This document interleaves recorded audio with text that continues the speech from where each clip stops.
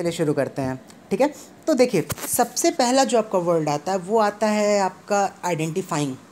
Identify करने का मतलब क्या होता है? आइडेंटिफाई करने का मतलब होता है हमें सबसे पहले पहचानना होता है। अब हमें पहचानना क्या होता है? हमें पहचानना होता है कि कौन सा जो ट्रांजेक्शन हुआ, जो लेन देन हुआ है, कौन सा पैसे के टर्म्स में है और कौन सा पैसे के टर्म्स में नहीं है। कौन सा पैसे के टर्म्स में, कौन सा पैसे के टर्म्स में नहीं, यानी कौन सा फाइनेंशियल है, कौन सा नॉन फाइनेंशियल है।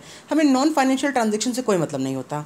हमें जो मतलब होता है सिर्फ और सिर्फ फाइनेंशियल इन्फॉर्मेशन से हमें मतलब होता है। तो आइडेंटिफाई करने का मतलब क्या होता है कि हमें पहचानना होता है कि कौन सा जो आपका क्या कहते हैं ट्रांजेक्शन है वो क्या बोलते हैं आपका मनी से रिलेटेड और कौन सा मनी से रिलेटेड नहीं है। और हमें किससे मतलब होता है? मनी से रिलेटेड जितने ट्रांजेक्शन्स आपके होते हैं। अब आपने आइडेंटिफाई तो कर लिया, ये ट्रांजेक्शन है हमारे। सेकंड आपका था मेजरिंग।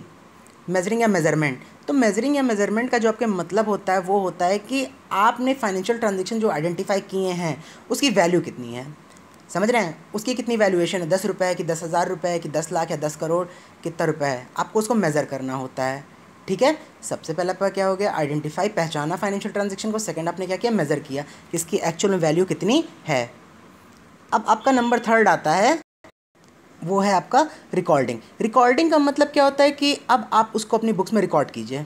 जो भी वैल्यूएशन का आपका है, जो भी आपने फाइनेंशियल ट्रांजेक्शन आइडेंटिफाई किए हैं और जितनी भी वैल्यू है उसको आप अपनी बुक्स में रिकॉर्ड करते हैं। और रिकॉर्ड हम लोग किस तरीके से करते हैं? ऐसे लिख नहीं देते, हम उसको एक स्पेशल फॉर्म में लिखते हैं। किस फॉर्म में? जर्नल एंट्री के फॉर्म में। ठीक है, हम लोग उसको किस फॉर्म में रिकॉर्ड करते हैं? जर्नल एंट्री के फॉर्म में हम उसको रिकॉर्ड करते हैं।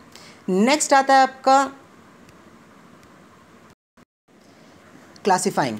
क्लासीफाइंग का मतलब क्या होता है? अब आपने रिकॉर्ड कर लिया, ठीक है। क्लासीफाई कम करने का मतलब क्या होता है? अब उसको जिस तरीके का ट्रांजैक्शन है उस जगह पे रिकॉर्ड करना, ठीक है। जैसे फॉर एग्जांपल क्लासीफाई करना, ये कैश का है, ये नॉन कैश का है, ठीक है। इससे पैसा आया, इससे पैसा लेना है, इसको पैसा देना है। तो ये सारी चीज़ें, जो अलग अलग चीज़ों को अलग अलग जगह लिखना ही आपका क्या कहलाता है? क्लासीफाई कहलाता है।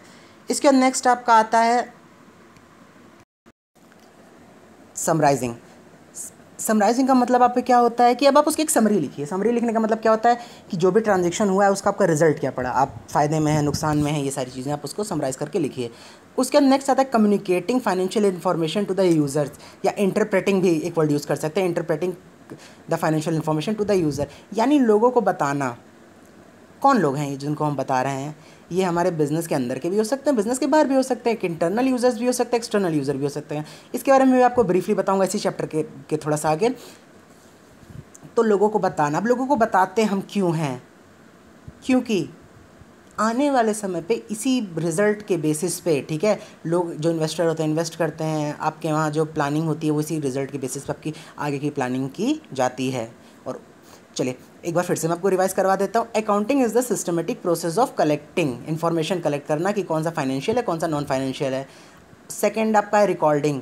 रिकॉर्डिंग का मतलब क्या होता है? जो फाइनेंशियल ट्रांजेक्शन होते हैं उसको हम रिकॉर्ड करते हैं अपनी बुक्स में, ठीक है। और किस फॉर्म में रिकॉर्ड करते हैं? जर्नल के फॉर्म में। क्लासीफाई करना, क्लासीफाई करने का मतलब आपका क्या होता है कि जिस तरीके का क्या कहते हैं आपका ट्रांजेक्शन है उसी तरीके का आपका उसी जगह पे आपकी रिकॉर्डिंग हो। जैसे कैश का अलग होगा, नॉन कैश का अलग होगा, लेने का अलग होगा, देने का अलग होगा, ठीक है।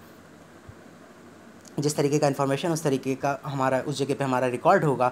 उसका समराइज़ करना, समराइज़ करने का मतलब क्या होता है कि आप उससे एक एंड रिजल्ट निकालते हैं कि इस ट्रांजेक्शन को करने से हमारा प्रॉफिट हुआ है या हमारा लॉस हुआ है। उसके बाद and communicating the financial information to the users for judgment and decision making, यानी लोगों को बताना ताकि वो उस बेसिस पे अपना डिसीजन ले सकें या उस हिसाब से अपने फ्यूचर में प्लानिंग को कर सकें।